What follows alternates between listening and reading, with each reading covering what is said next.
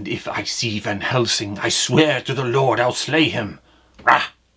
Now, these may sound just like the words written by Jason Segel for a Dracula puppet show in the film Forgetting Sarah Marshall, but in this case, they more apply to the powerful ninja Oroku Saki, or better known as Shredder. No matter what origin story you prefer to subscribe to, original comics, movies, TV, cartoon, no matter the medium and where each came from, ninja hate Rat, Shredder hate Splinter. In the original comic series brought to the world by the genius pair of Kevin Eastman and Peter Laird, from the very beginning we meet a master ninja and leader of the Foot Clan with a vendetta against the person responsible for his brother's death and anyone associated. Saki found his revenge early on against the man he saw responsible, Hamato Yoshi, but was not quite prepared for the future. A future that saw Yoshi's former pet rat training 4 larger-than-life turtles to become ninjas based on the skills he had learned as a rat from watching Yoshi. Did I mention that this rat, better known as Splinter, and his 4 ninja students were exposed to a radioactive waste that mutated them into human-sized versions of themselves? That's an important one because it sort of helps balance things out instead of a grown man fighting 4 regular-sized turtles and a rat. Not that it wouldn't be a brilliant thing to witness. But the mutations didn't seem to stop there. It seems that now Splinter has evolved beyond just man-sized rat sensei, but is now man-sized rat sensei monster hunter. Trouble with monsters? Call the rat with the hat. In a fun play on Abraham Van Helsing, the professor, scientist, philosopher, vampire, and monster hunter extraordinaire created by author Bram Stoker, also happens to be the arch nemesis to Count Dracula. It seems fitting that the team at NECA decided to give the arch nemesis to the Shredder the Van Helsing treatment with the latest release in their Teenage Mutant Ninja Turtles and Universal Monsters crossover series. Hey everyone, my name is Jonathan, aka JK of JK Collects, and in this episode we are taking a closer look at the NECA Toys TMNT and Universal Monsters crossover Splinter as Van Helsing. Okay.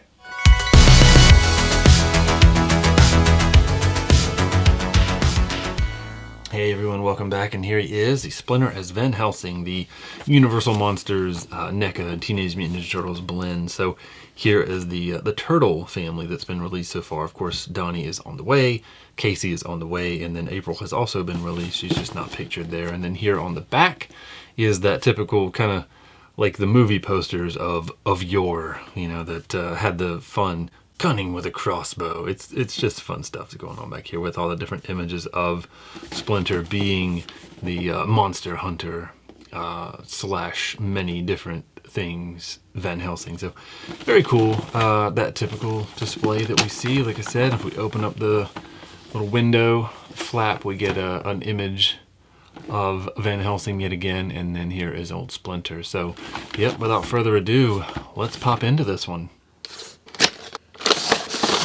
And there he is. Here is our Splinter, all out of the package, ready to go. I'm going to put him to the side real quick so we can take a look at these accessories that came with him. All right, first and foremost, I always like to take a look at the hands. So obviously he has a pair of hands on the body, and then it comes with 2 extra pair. Right, so 2 of them are weapon holding hands, right? So opposite hands ready to hold either the stake or some of these other items that come with it, right? So the crossbow, and then we've got this one with the 1 finger up. Seems like it's like a beckoning hand saying, "I dare you to come closer." Or it is a trigger finger, maybe.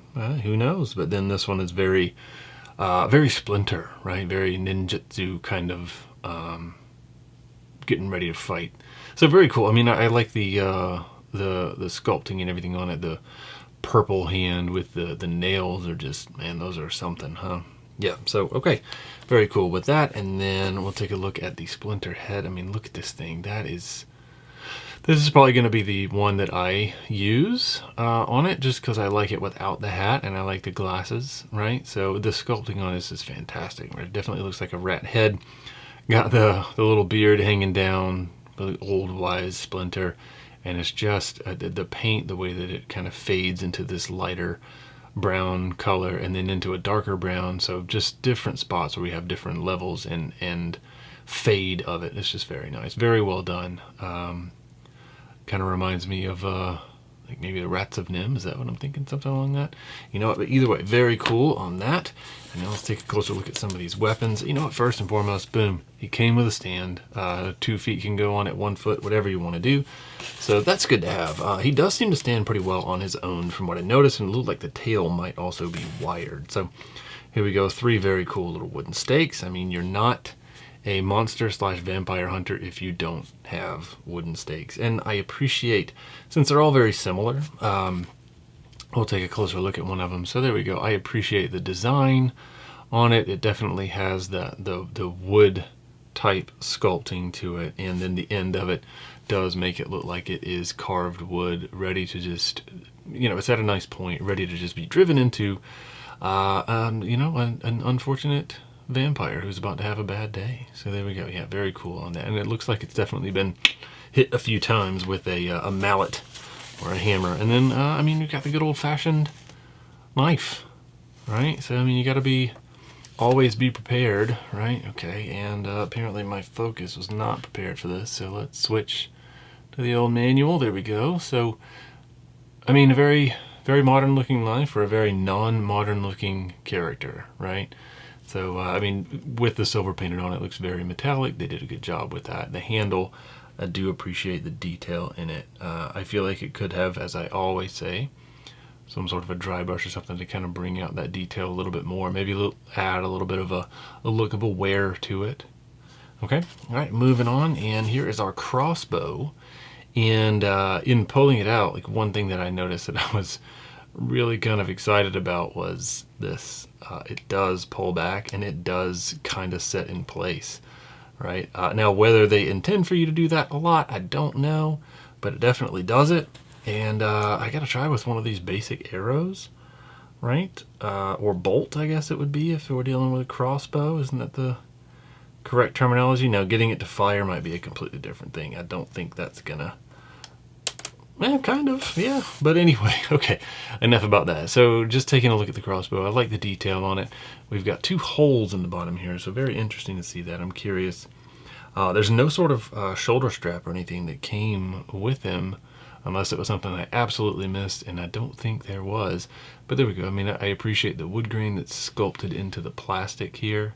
You can kind of see it as the light reflects on it, and then they've got the gunmetal for what would be metal parts of practically looking like a gun, right? So we've got the trigger, we've got the pieces back here, we've got a little bit of a sight, a scope to aim through, the notch for the bow to be pulled back and held in place, and it is flexible, so I do appreciate that. That does help for, you know, preventing cracks or problems, and it does have a string-ish thing in it, unlike the McFarlane Toys Avatar figures. That was one of the big strikes I had to give it because it did not have a string on the bow, but this one does. All right. And now, as we saw, we have 3 standard looking arrows, or bolts, if you will. I believe for a crossbow it is referred to as a bolt.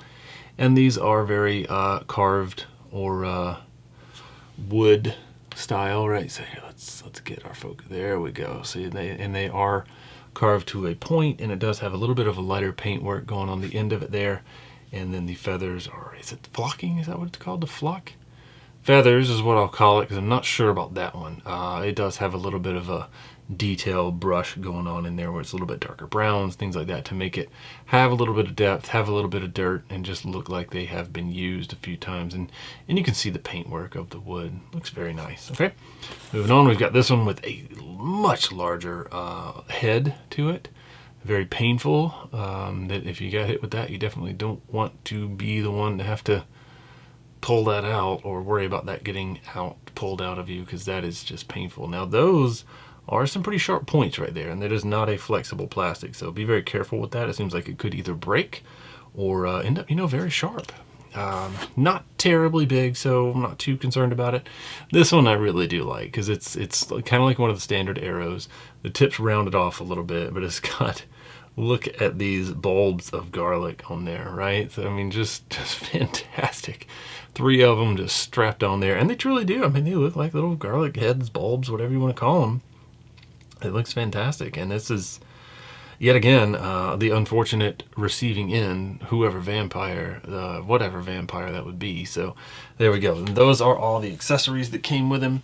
And here is the man, the rat himself. Now, just looking at it, it's very cool. I love this vintage.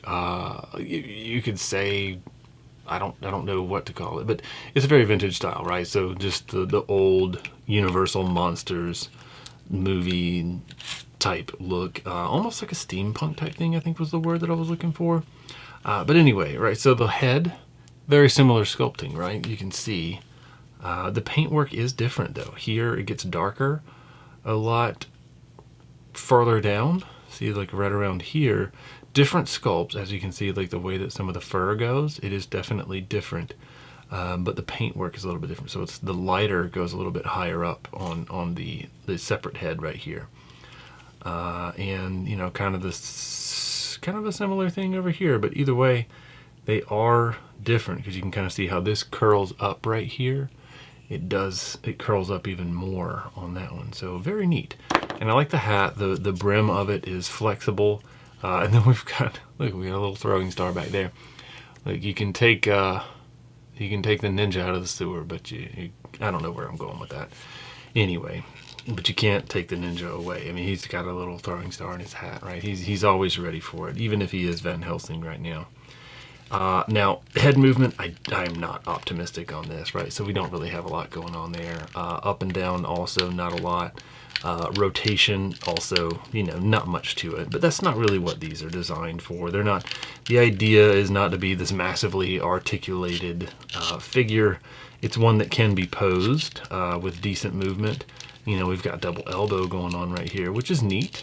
With that little piece, kind of like we saw in the last Ronin figures.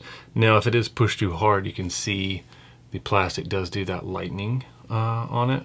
It seems like, you know, because it does flex a little bit. So just be cautious with that. But that double elbow does give it some pretty good flexibility. And then, of course, the wrist has good movement.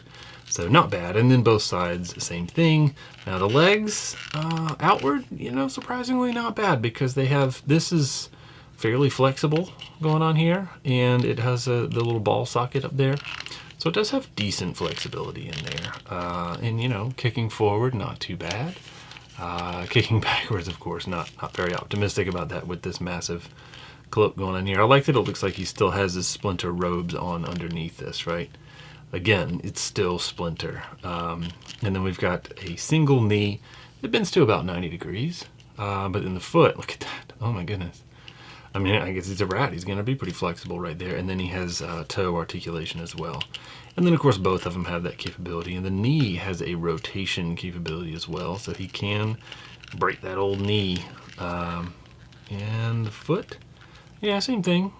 He can correct that ankle a little bit. Not too bad. But, yeah, so, I mean, I appreciate the articulation that is in this. The tail seems like it has...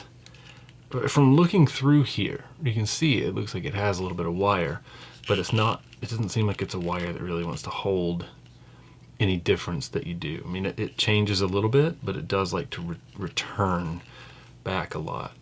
See, it's just traveling right back to where it was. But that being said, I mean, he does stand pretty well. He works pretty well on his own. The paint work is pretty solid. I like this flexible sash slash armament thing that he's got going on here. Okay, I'm just kind of messing around with stuff, but definitely the stakes go in here.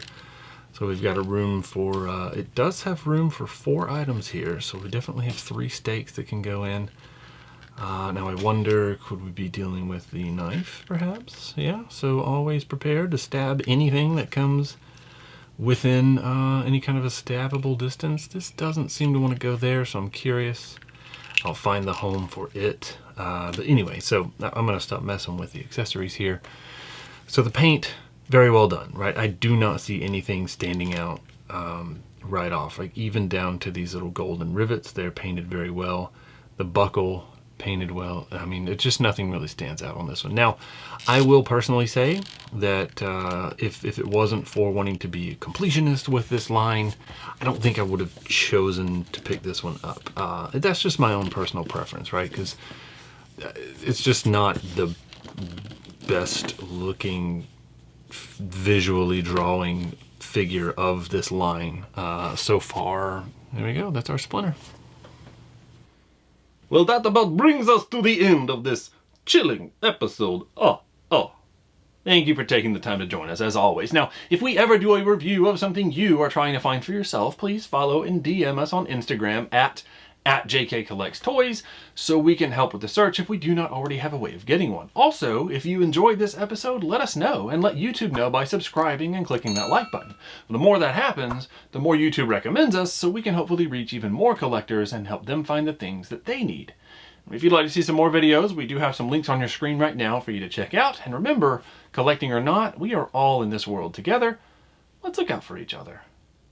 Thanks.